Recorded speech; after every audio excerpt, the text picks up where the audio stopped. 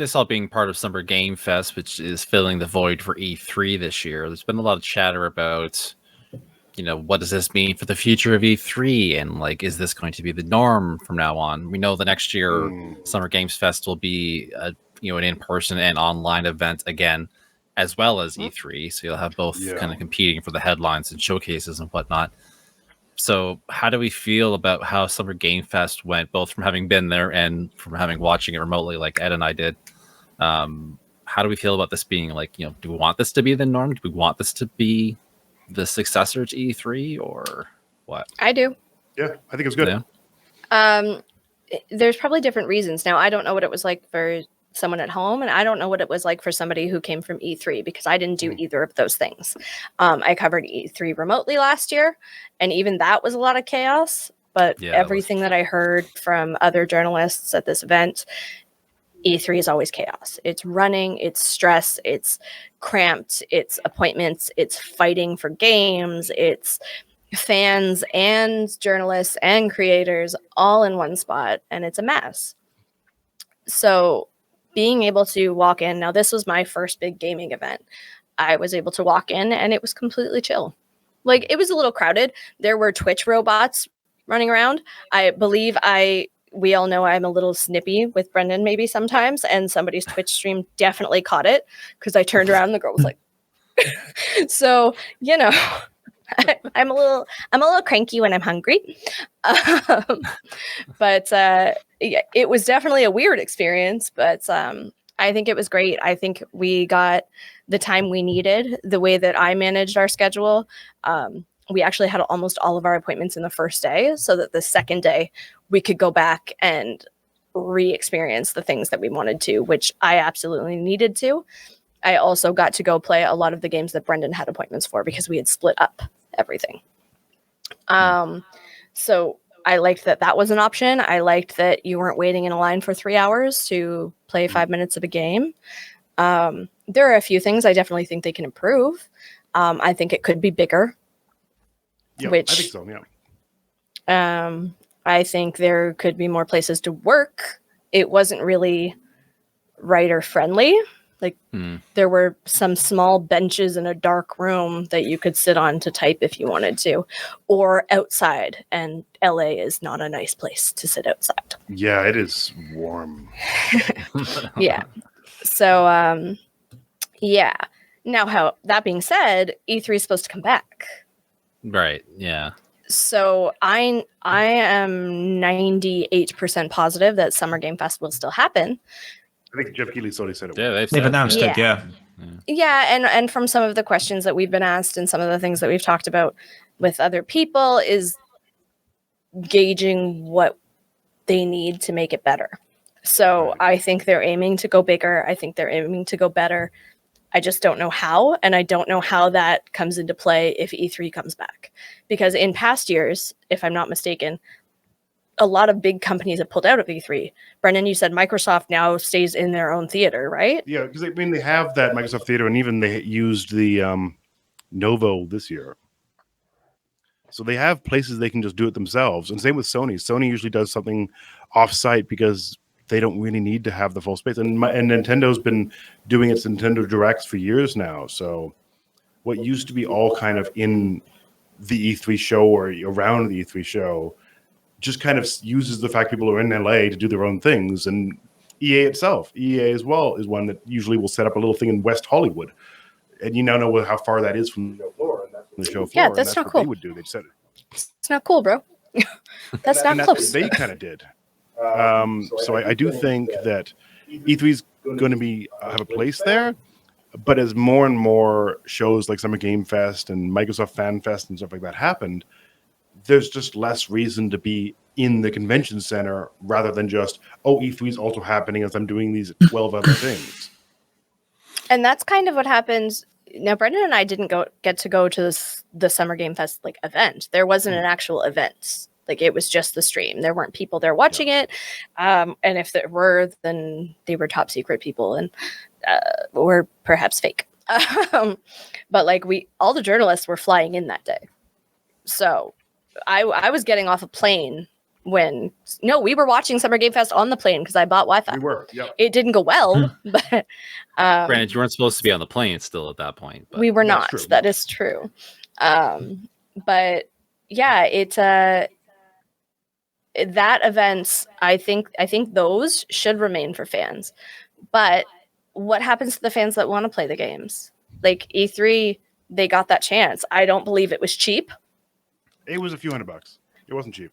And that's not counting the trip there. Yeah. Mm-hmm. So I'm wondering if they could, because FanFest is the Xbox thing that we were invited to, and that was fans and journalists, and I think that was a little much, and I don't think it was for journalists. I think it was definitely for fans, and we just happened to be there. So I'm wondering if there is a way to break that up and do more of a Summer Game Fest thing for journalists. Oh my God, it would be like, when you're in school and you move from class to class, just move the journalists around from venue to venue and let the fans go from venue to venue, and we'll just swap. I mean, they could do what Gamescom does, where it's I was thinking that, yeah.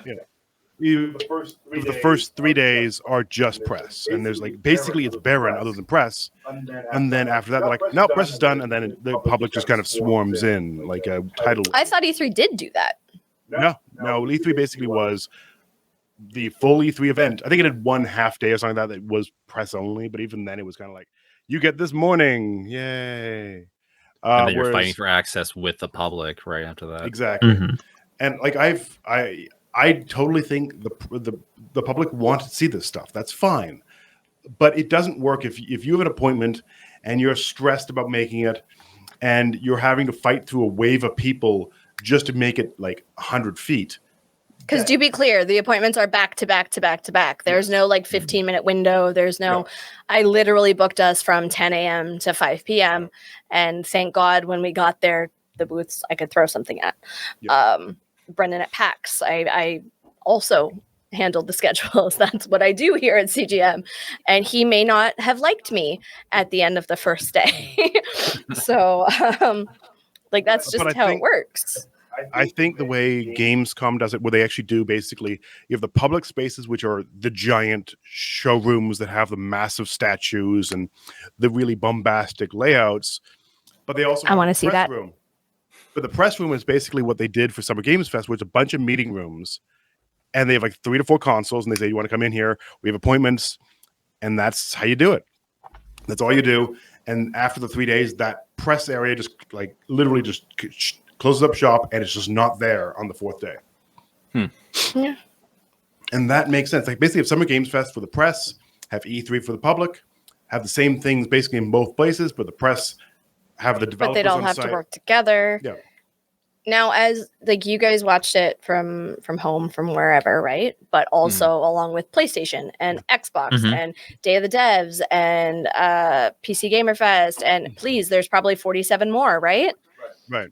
How do we feel about that? How many they're broken into now? Because even us, with Summer Game Fest happening, a lot of those developers that were there and part of the show also did their own show. Yeah. Mm-hmm. So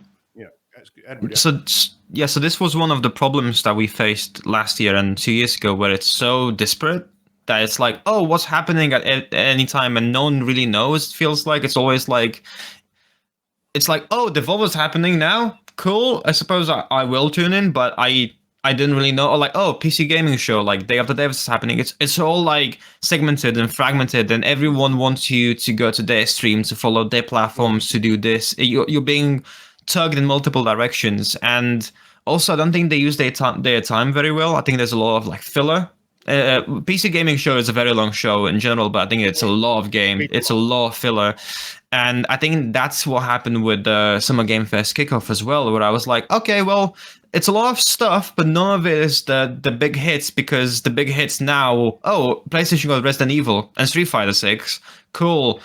Xbox got its own stuff, everyone kind of keeps the biggest hits to themselves. So if you're Summer Game Fest or anyone else, what do you get? What is there for you to, for you to tout? To say, hey, we have this major game that you're interested in. And I feel like everyone else is fighting for scraps, and it kind of makes for a weaker showing from everyone. In a sense, E3, one of the pleasures of E3 was that, like, oh, you get to tune to watch EA, and you're like, oh, nothing really hit for me, but it's fine because Microsoft is tomorrow. Oh, don't like anything from Microsoft?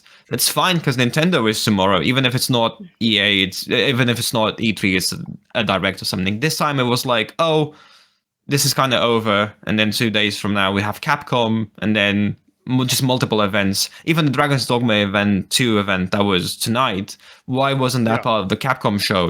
Why wasn't Final Fantasy part of PlayStation? And that's the thing, right? There's just too much going on. Like, I think as much as I hate like making everything work together, because I like the fact that these there's so many ways for studios to get their messages out there, it becomes overwhelming. Like, PC Game Show makes sense. It only has PC games. Sure. Whatever.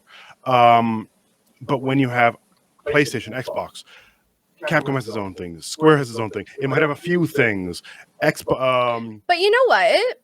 We're looking at this as journalists. Go back to me 3 years ago. I was a fan. I was a gamer. I didn't play PlayStation. I played like 2 PC games. Okay. I didn't care about Nintendo. Shh, don't tell them. So I would have sat down and watched the Xbox show rather than sitting through. How many hours did we sit through E3 last year? Plus all the extra stuff. Yeah. So as a fan, I think it kind of makes sense.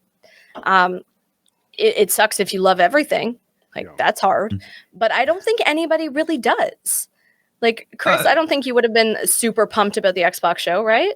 Like, you tuned in I had it on in the but background. I had it on to see what they announced and stuff, but I got really weary of it halfway through. But but you were probably pumped for PlayStation and the Final Fantasy thing tonight, right? Yeah, absolutely. Yeah. When did I say, hey, is that happening? Go ahead. My contrapoint to this is that so many conferences have announcements that impact every platform holder. Yeah.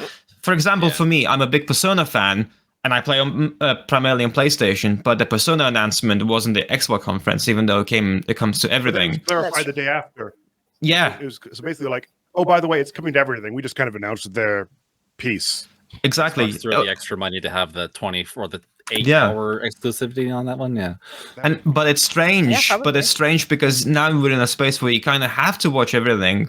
Like even Nintendo Directs, if something gets announced for Switch, they don't tell you, and then you find out, oh, it's also coming to Steam, or it's also coming to this platform. So like you still kind of have to watch everything to just get a sense of what you are playing, even if you only have one platform.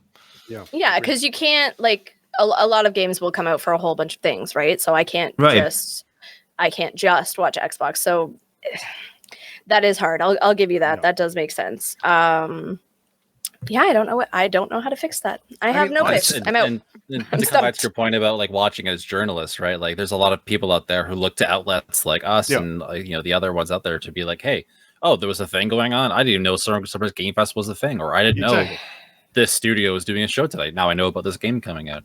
So like there's people who are super into this stuff, and then there's like people like us, the journalists, and then there's like people who are just like, oh, I play a game if it pops up on my Facebook feed or something. But I think that's a big problem because we're viewing it as either journalists or extreme fans, and there's the middle ground of people that I am the middle ground. Yes, I am the middle ground. So that's why I'm here.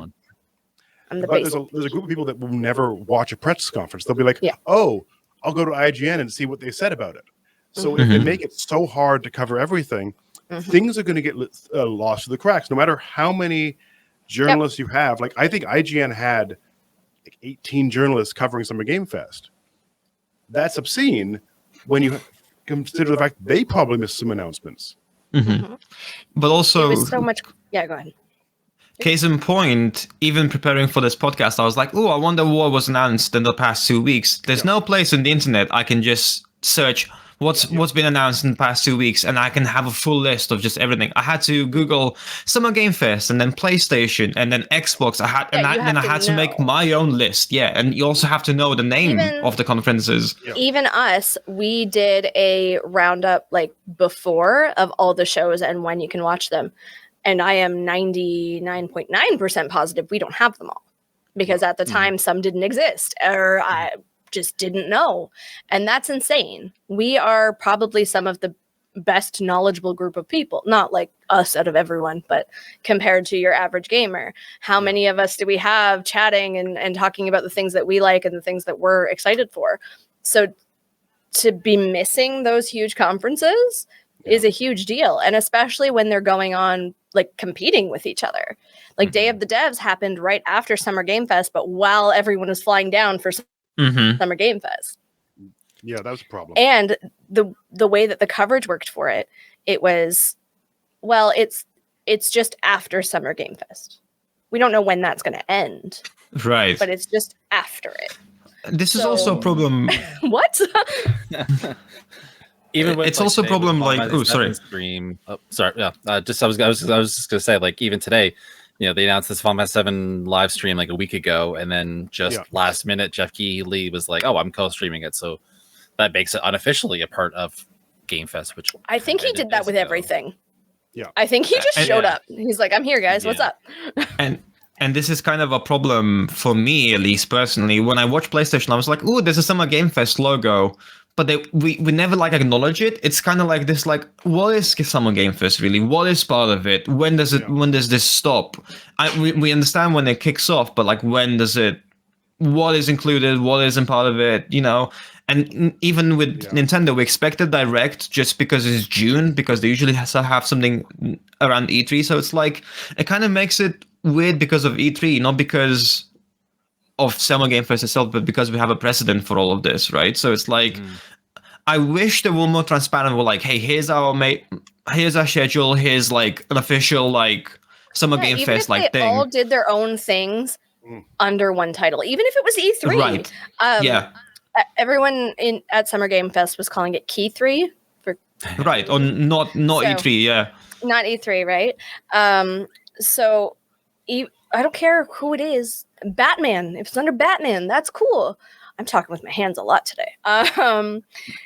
Just so we could have that, even as an outlet.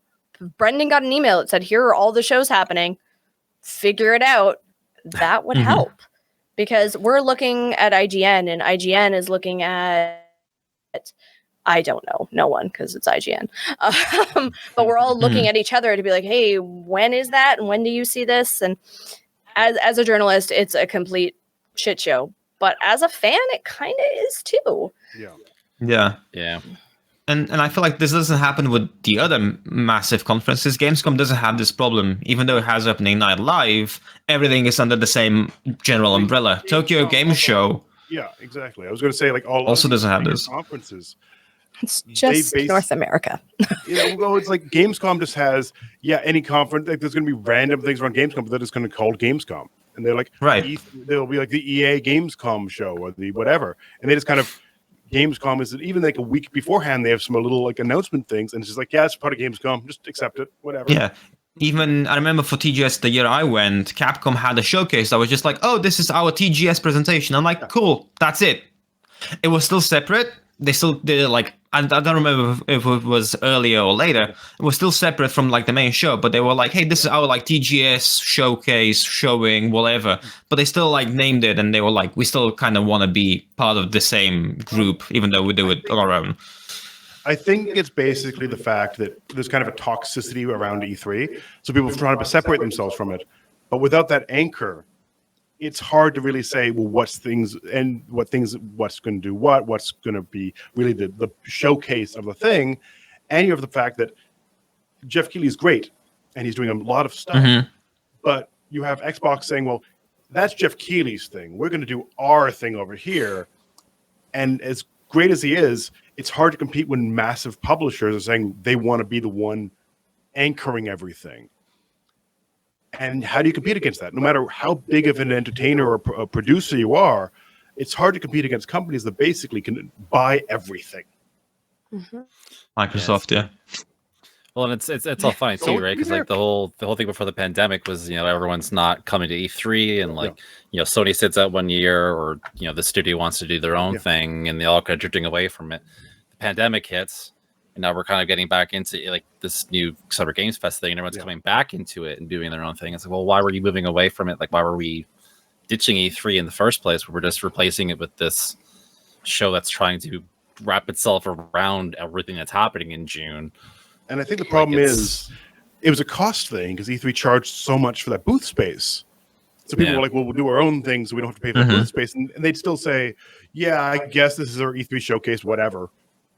They didn't pay anyone to do that or whatever. They're like, yeah, this is the one around E3, sure. But I think the ESA got so greedy with what E3 was that people tried to go away from it so they could use that money to do other things.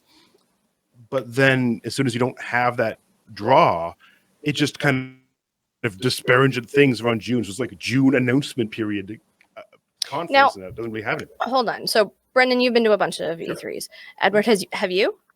No, only TGS for me, no. Okay, but you've been to like major events. You've been to that kind of thing, right? Okay, then Chris and I, this conversation is for you. That being said, how everything is working, do you still want to go to E3? Yes, I do. Me too. So, I mean, like, I always looked forward to this time of year as a fan 20 years ago with the game magazines and such, right? This was always like the best time. You know, there'd be that big fat issue on the newsstand of Electronic Gaming Monthly or whatever, and it would be full of information. There'd be 40 games that you hadn't heard of before that were all coming out, and it would be so exciting and whatnot. I remember being on forums and stuff and being like, seeing people who had like gotten into E3 before it was public, like people got in like on shoddy media passes or whatever, trick the system or what have you, and just got into the show and like we're like showing all the stuff they picked up at booths and all the things they saw, and it sounded so exotic, and that just got more pronounced when they opened it officially to the public. It sounds really great, and like I was listening to some to a podcast with some Polygon staffers who were saying like, yeah, E3 used to be great because you could meet other journalists and like have a conference, like a professional thing where you met with people, especially when you work remote, which pretty much all of us do now. Like I've Dana and Brendan, like I met you guys twice in person. Once was just 2 weeks ago at Comic-Con. So like in 2 years. How long have we been here? Yeah. Exactly. Yeah. So like I really do think we need E3 in a lot of different means.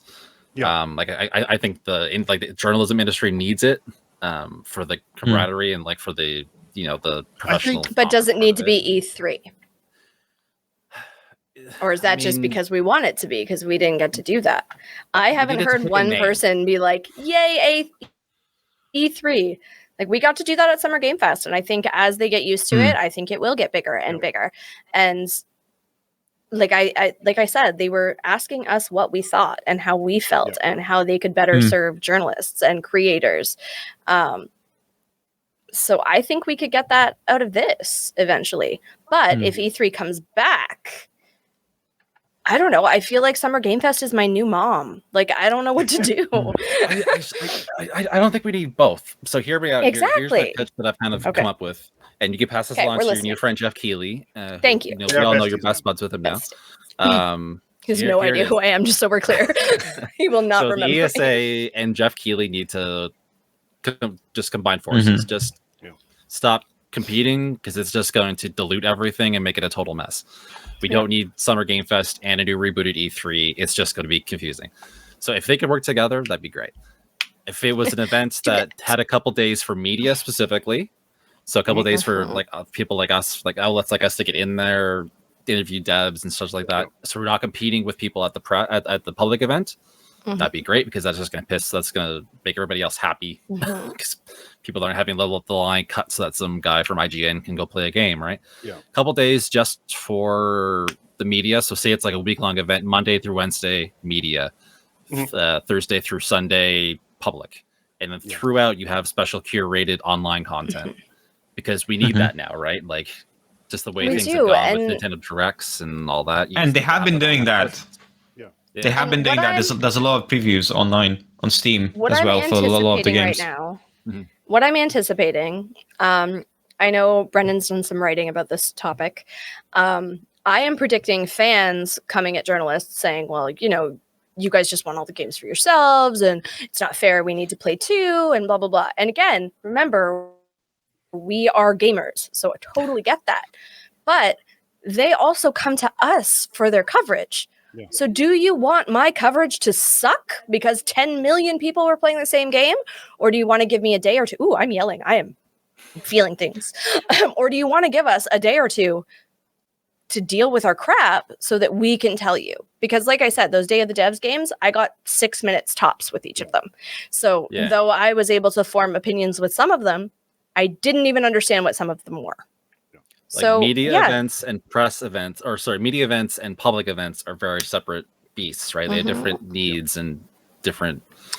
You wouldn't give movie reviewers 3 minutes with a movie, right?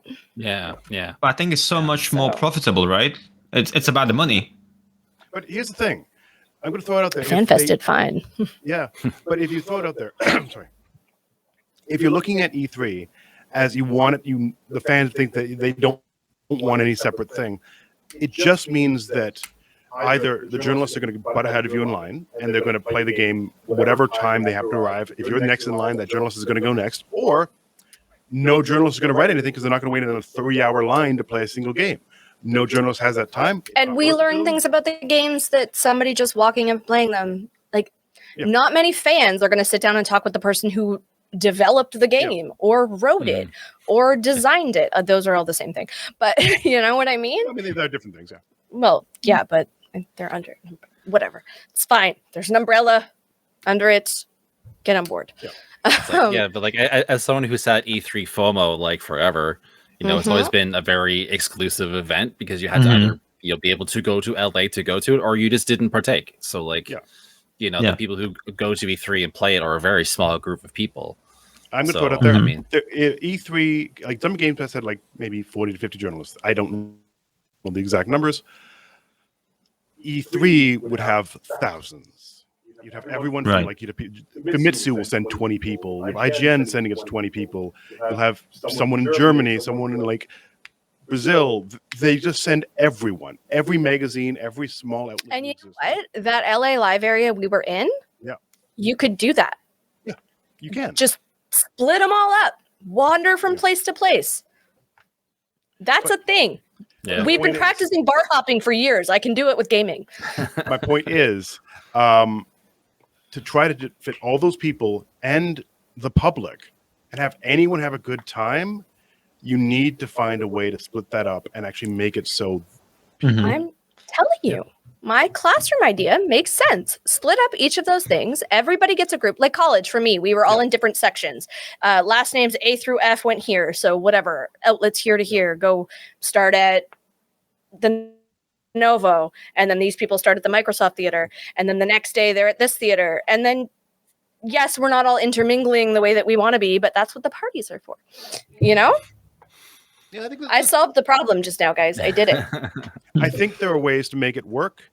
Yes, to make it work, I think Jeff Keighley and Microsoft and Sony and Nintendo Batman. and Activision and everyone are going to need to work together to coordinate. I don't know if it needs to be, they all call it Summer Game Fest, they all call it E3. I don't care. Just make sure there's no massive overlap. And the problem with Summer Games Fest was there was overlap. You had people playing stuff at Summer Games Fest Play Days while there were other conferences randomly going on. And you can't do both things and have them covered properly. How many people did you hear while we were there, Brendan, that had to stop and go cover something else? Lots.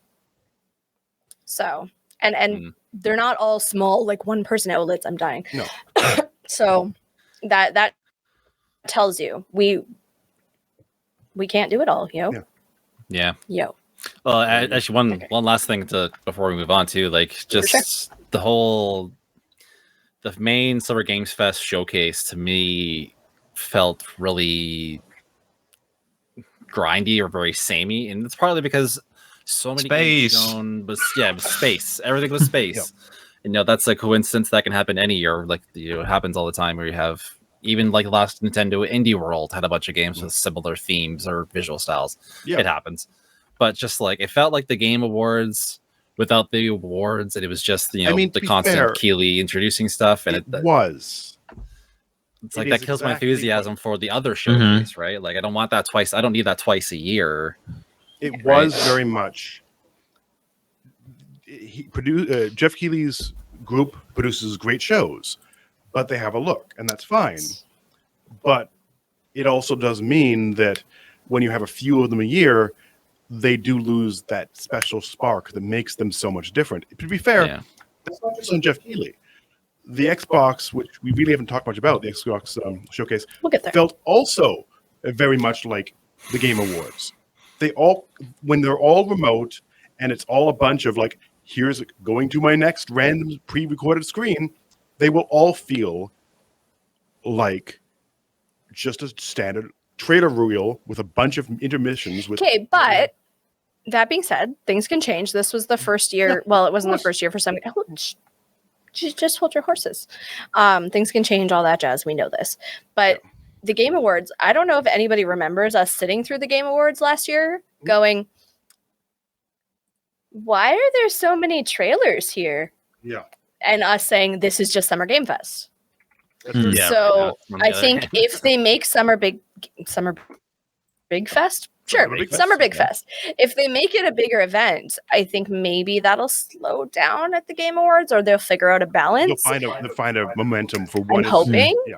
I'm hoping. Yeah, it's just I like, yeah, like I appreciate the Game Awards more now, because at least with that you have the awards themselves to break up the monotony of trailer to trailer to trailer to shooter to space. And it's like, I don't want to sound Which negative space to am I Jeff in this Keighley time? here, because I appreciate the passion you're bringing to it. Thank you for filling the void that we had this year. But like, yeah, I think we can work on the presentation a little bit as some genuine feedback. Yeah.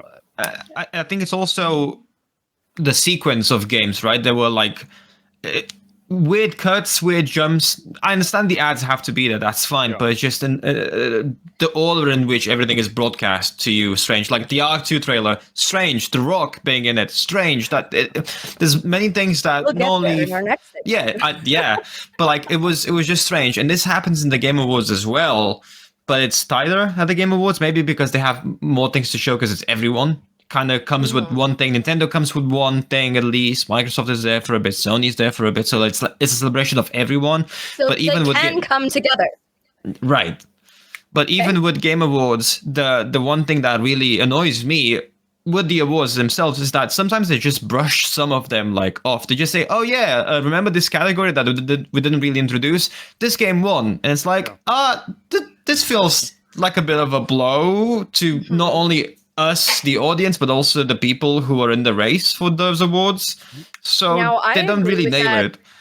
I agree with that completely, and this isn't defending it necessarily, but every award show does that. The Oscars have is really bad for that this year. gajillion awards that we don't hear. They don't even announce. You just find them on the internet later. I don't think that's right. I get some of them are pre-show as well for the Game Awards, and it's like, not even the main show. Ooh. everybody's just make it the important. main show. Like, I don't get why there's a pre-show when it's all on the internet. Just have it all one show. Who cares? Yeah. Let's just tighten it up, award shows and media. Yeah, just you guys stop talking. showcase. Everybody gets 4 seconds to say thank you and peace. That's it. exactly, I'm gonna yeah. come out with Also, a little hook. Before we move on, I must appreciate that they showed Summer Game Fest in IMAX. I think if you're not able to make it to LA, it's fun to. I didn't do it myself, but it's fun to go to your local cinema if they show it, to just like take your friends and make it an event, right? It would be fun to like see it in IMAX. I didn't go. I think they have showings in the UK. I'm pretty sure about it, but I think that is a good way to bring the show home with plus demos, plus previews on Steam, on whatever platform. I think that is the future of like, hey, like That's what they did with FanFest too, though. Like FanFest wasn't in person. We still watched everything on a screen. Now, mind you, there were special guests depending on where you were. Toronto had some Canadian streamers. LA, we were lucky. We got Phil Spencer and people whose names I don't know because I'm awful. But like the heads Sarah of Bond was the one that did the fun story. Mm-hmm. Yeah, so like we got some special things, but those weren't technically part of the show. Those were just people that showed up and went, "Hey, what's up?" You know.